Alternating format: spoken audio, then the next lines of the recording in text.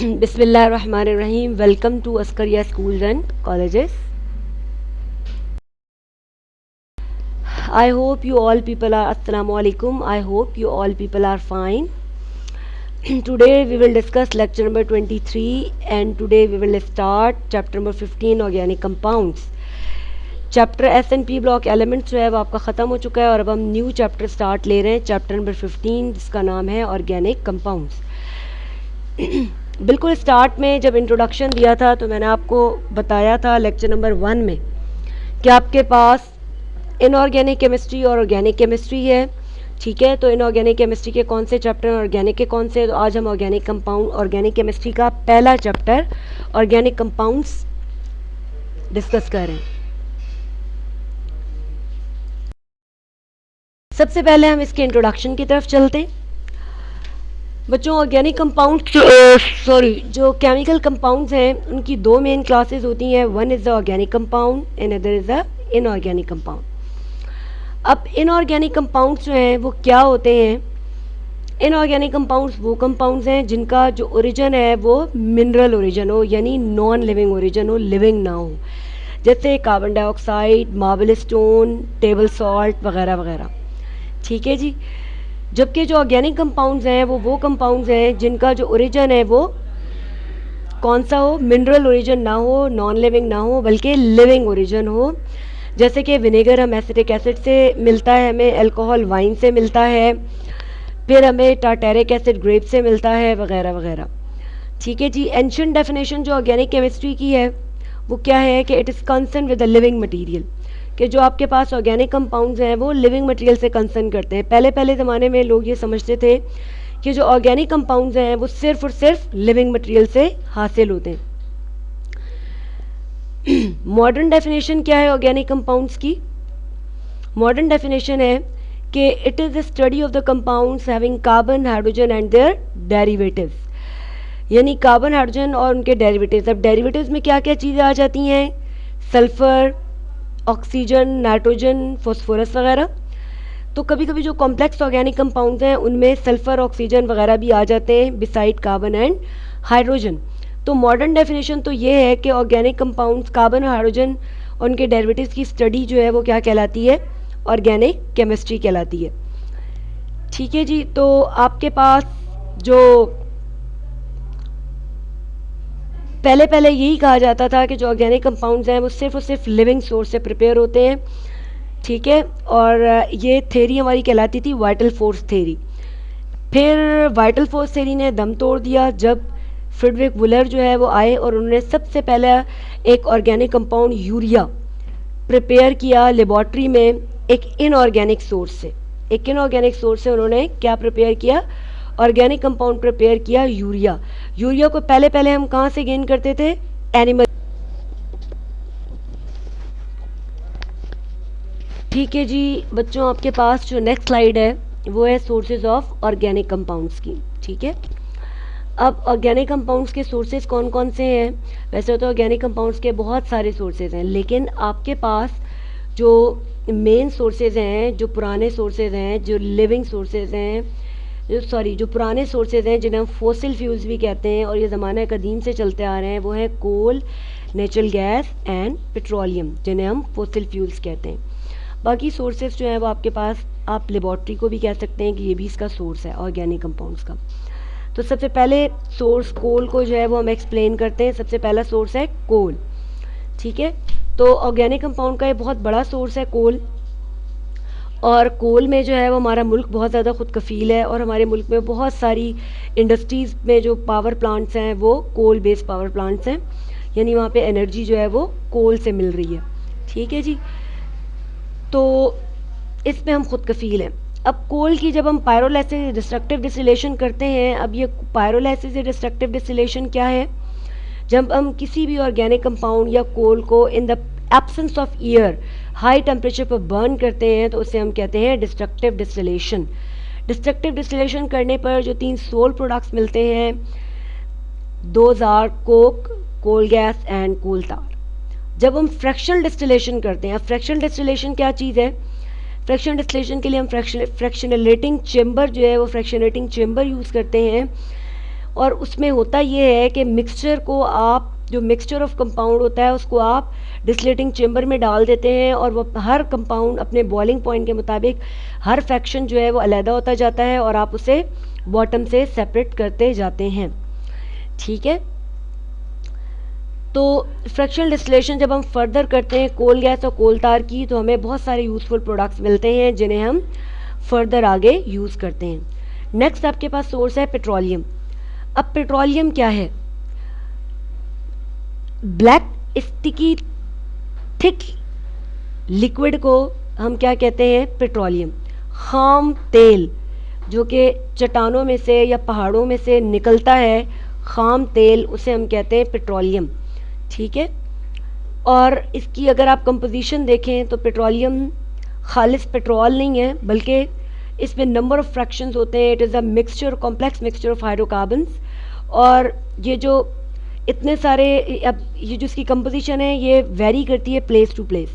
अब इसकी कंपोजिशन क्या है, आप 10th क्लास में पढ़ चुके हैं कि इसमें सबसे पहले गैसोलीन या पेट्रोल, डीजल, नैप्था, केरोसिन ऑयल, ठीक है, ये सारी चीज़ें जो है, पिच, ये सब चीज़ें जो हैं, इसके अलावा और भी फ्रैक्शंस हैं जो इससे हमें मिलते हैं। और ये इसमें यही होता है कि हम पेट्रोलियम को फ्रैक्शनल डिस्टिलेटिंग चेम्बर में डाल के और इन फ्रैक्शंस को, यूज़फुल फ्रैक्शंस को अलहदा कर लेते हैं और इन फ्रैक्शंस को फिर यूज़ किया जाता है। ठीक है, नेचुरल गैस। नेचुरल गैस क्या है जी? नेचुरल गैस को हम मार्श गैस भी कहते हैं, इसे हम सुई गैस भी कहते हैं। मार्श गैस इसलिए कहते हैं कि ये दलदली इलाकों में भी पाई जाती है, जैसे कि पैडी फील्ड्स होती हैं, चावल की फसलें, वहाँ पर पानी खड़ा होता है, स्वैम्स या मार्शेस होते हैं, तो वहाँ पर छोटी छोटी सी जो है वो बबलिंग होती है। ठीक है, और ये बबलिंग जो है वो बेसिकली किसकी होती है? ये नेचुरल गैस या मीथेन होती है। ठीक है, इसलिए हम इसे मार्श गैस कहते हैं। सुई गैस क्यों कहते हैं? कि सबसे पहले सुई गैस जो है वो बलूचिस्तान में सुई के मकाम पर डिस्कवर हुई है, जिसे हम कहते हैं सुई गैस। इसकी अगर आप केमिकल कंपोजिशन पे जाएंगे तो मेनली ये कंसिस्ट करता है मीथेन पर। अबाउट 85 to 90% इसमें मीथेन होता है।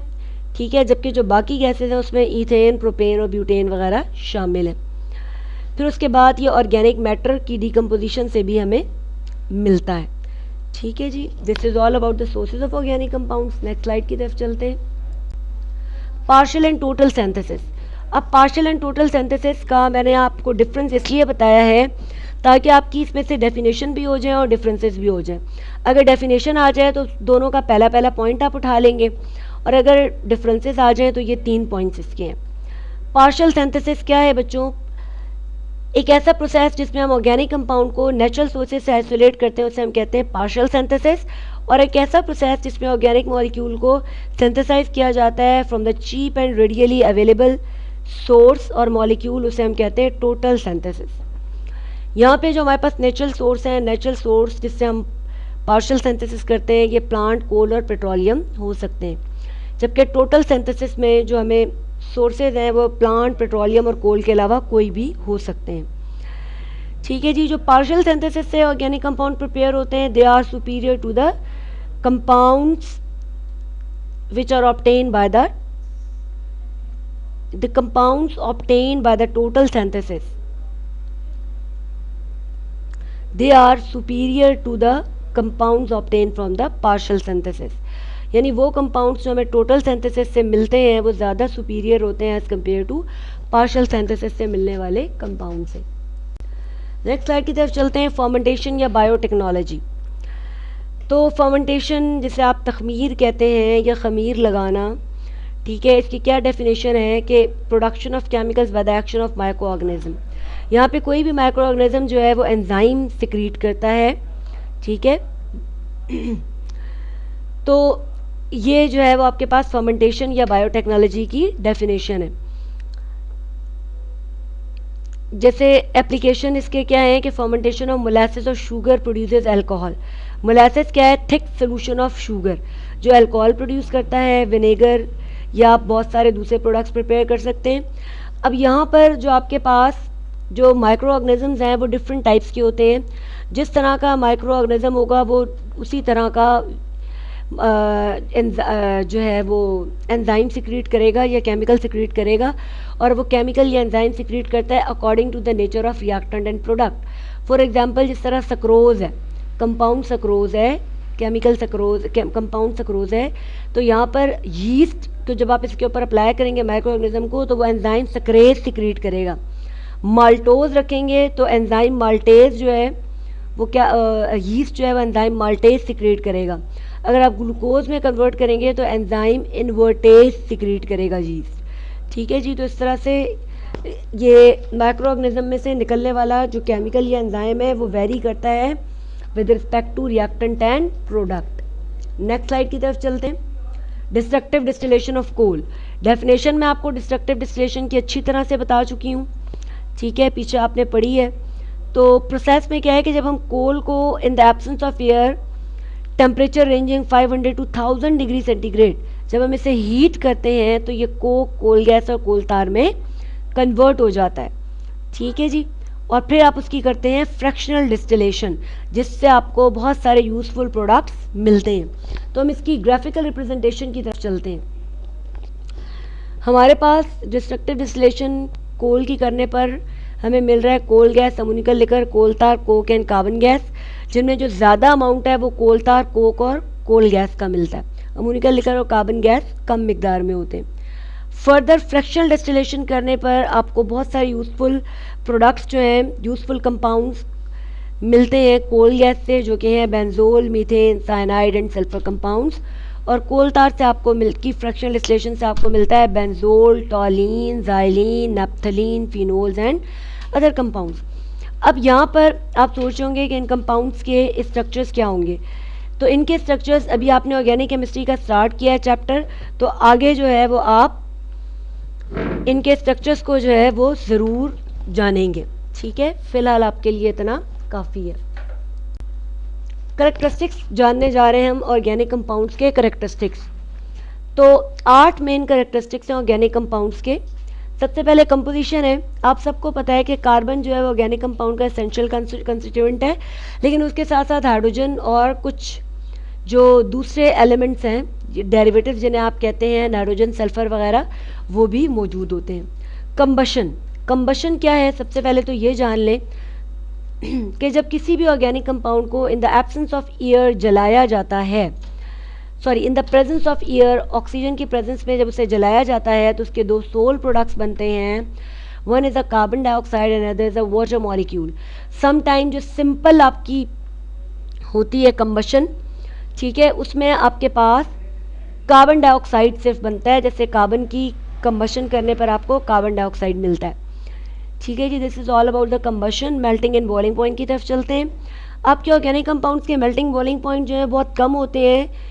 ठीक है, उसका रीज़न ये है कि ये इनमें वीक फोर्सेस ऑफ अट्रैक्शन मौजूद होती हैं as compare to ionic compounds के। सॉल्युबिलिटी के लिए हम बचपन से पढ़ते आए हैं, एक जनरल गाइडिंग रूल है, लाइक डिज़ोल्व लाइक। बहुत ज़रूरी है एक सॉल्यूट का सॉल्वेंट डिज़ोल्व होने के लिए या डिज़ोल्यूशन के लिए, ये बहुत ज़रूरी है कि सॉल्यूट और सॉल्वेंट दोनों की नेचर ऑफ बॉन्डिंग सेम हो। तो हमारे पास 2 तरह के ऑर्गेनिक कंपाउंड हैं, polar and non polar. Non polar organic compound non polar solvent dissolve होते हैं, जैसे कि ether, CCl4, carbon tetrachloride, benzene वगैरह, जबकि पोलर ऑर्गेनिक कंपाउंड डिज़ोल्व होते हैं पोलर सॉल्वेंट, जैसे alcohol, alkyl halide and carbonyl compounds, यानी एल्डिहाइड या कीटोन वगैरह। नेक्स्ट कैरेक्टरिस्टिक्स की तरफ चलते हैं, स्टेबिलिटी। अब हमारे जो ऑर्गेनिक कंपाउंड्स हैं ये अनस्टेबल होते हैं। क्या होते हैं? ये अनस्टेबल होते हैं, ठीक है, और ये ज़्यादा रिएक्टिव होते हैं दूसरे कंपाउंड्स के साथ as compare to inorganic compounds, ठीक है, और इस वजह से इनके melting and boiling point low होते हैं क्योंकि ये अनस्टेबल होते हैं। और स्टेबिलिटी साइज़ और स्ट्रक्चर टाइप पे भी डिपेंड करती है। समटाइम ये होता है कि स्ट्रक्चर टाइप और साइज़ बड़ा होने की वजह से जो इसके अंदर कोवेलेंट बॉन्डिंग है वो स्ट्रॉन्ग हो जाती है। 6 कैरेक्टरिस्टिक है आपका इलेक्ट्रिकल कंडक्टिविटी। तो ऑर्गेनिक कंपाउंड्स जो हैं वो पुअर कंडक्टर हैं इलेक्ट्रिसिटी के। वजह इसकी ये है कि मोल्टन और सोल्यूशन दोनों फॉर्म में फ्री आयंस या इलेक्ट्रॉन्स मौजूद नहीं होते, so they are the poor conductor of electricity. Source, source क्या है जी, ज़्यादातर ऑर्गेनिक कंपाउंड का जो सोर्स है वो प्लांट एंड एनिमल्स हैं, लेकिन आजकल आपके पास जो ऑर्गेनिक कंपाउंड्स हैं वो लेबॉर्ट्री में भी सिंथेसाइज किए जा रहे हैं। लास्ट और 8 आपका जो करेक्टरिस्टिक है वो है रेट ऑफ रिएक्शन।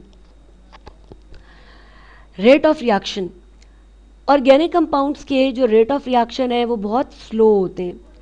ठीक है जी, स्लो क्यों होते हैं? क्योंकि इनके मॉलिक्यूलर रिएक्शंस होते हैं, ठीक है, और बड़े बड़े कंपाउंड्स होते हैं, तो ये आहिस्ता आहिस्ता, मतलब ये रिएक्टिव तो होते हैं लेकिन रिएक्शन आहिस्ता आहिस्ता आहिस्ता आहिस्ता करते हैं, क्योंकि इनमें कोवेलेंट बॉन्ड्स मौजूद होते हैं। ये आयनिक कंपाउंड्स की तरह नहीं होते कि जल्दी से उनमें स्प्लिटिंग हुई और नए आयन्स आपस में जुड़े, नो, नॉट एट ऑल, इसमें कोवेलेंट बॉन्डिंग है, ठीक है, तो इसलिए इनके रिएक्शंस जो हैं वो रेट ऑफ रिएक्शन स्लो होते हैं। लेकिन अगर if one can want to increase the rate of reaction, तो वो इसकी टेम्परेचर प्रेशर कंडीशन को चेंज कर सकता है और कैटलिस्ट को भी ऐड कर सकता है ताकि रेट ऑफ रिएक्शन इंक्रीज हो जाए, ठीक है। तो ये थे सारे आपके पास करेक्टरिस्टिक्स ऑर्गेनिक कंपाउंड के। एक और करेक्टरिस्टिक आपकी बुक में मौजूद नहीं है लेकिन मैं आपसे डिस्कस कर रही हूँ, दैट इज़ द आइसोमेरिज्म। तो आइसोमेरिज्म क्या है बच्चों? The compounds having same molecular formula but differ in their structure is called structural form is called isomer and the phenomena is known as isomerism. तो हमारे organic compounds में isomerism का phenomena भी बहुत ज़्यादा पाया जाता है, इसीलिए हमारे पास million of organic compounds exist करते हैं। इसलिए कि स्ट्रक्चर में ज़रा सी चेंजिंग से, मॉलिक्यूलर फार्मूला सेम होता है लेकिन ज़रा सी ब्रांच चेंज होने से कंपाउंड के कंप्लीट करेक्टरिस्टिक्स जो हैं वो चेंज हो जाते हैं, ठीक है जी। तो इसलिए millions of organic compounds exist करते हैं। ये थे हमारे करेक्टरिस्टिक्स ऑर्गेनिक कंपाउंड्स के। अब हम यूजेस की तरफ चलते हैं। ऑर्गेनिक कंपाउंड्स के बहुत ज़्यादा यूजेस हैं, इसकी बहुत ज़्यादा एप्लीकेशन है, लेकिन मैंने यहाँ पे चंद सीधा पॉइंट्स और जो इजी थे उनको डिस्कस किया है। आप सबको रीड कर सकते हैं और उनमें से अगर आपको कोई अच्छा लगे और इजी लगे तो आप उसे कर सकते हैं। तो यूजेस तो बच्चों बहुत सारे हैं, ठीक है, लेकिन हम 5 डिस्कस करेंगे। फूड है, protein, fats, carbohydrates and oils. अब ये सारी चीज़ें जो है वो बायोपॉलीमर्स हैं, ठीक है, और इन सब में ऑर्गेनिक कंपाउंड, ये सब ऑर्गेनिक कंपाउंड्स हैं, इनमें कोवेलेंट बॉन्डिंग है। क्लोथिंग है, कॉटन, सिल्क, वूल, नायलॉन, रेयॉन, ये सब के सब सिंथेटिक फाइबर हैं और ये सिंथेटिक पॉलीमर है, ये सब ऑर्गेनिक कंपाउंड्स हैं, ठीक है। शेल्टर है, paint, wood, varnish, they all belong to organic compounds. Soaps and detergents को आप देख लें, शैम्पूस वगैरह को देख लें, शेविंग क्रीम्स को देख लें, they all are organic compound. आप इनके कंस्टिट्यूएंट इंग्रेडिएंट्स पढ़ के देख लें, आपको अंदाज़ा हो जाएगा कि ऑर्गेनिक हैं या नहीं है। मेडिसिन एंड ड्रग्स हैं, कॉस्मेटिक्स हैं, ठीक है, ये सब के सब बिलोंग करते हैं ऑर्गेनिक कंपाउंड से। तो आपकी जो ऑर्गेनिक केमिस्ट्री जो है वो आप एक तरह से कह सकते हैं कि मार्केट में या आपकी सोसाइटी में छाई हुई है, आप इसकी अहमियत से इनकार नहीं कर सकते, ठीक है जी। उम्मीद करती हूँ आपको आज का लेक्चर इंटरेस्टिंग लगा होगा और समझ आया होगा। Thank you so much, stay blessed and अल्लाह हाफिज़।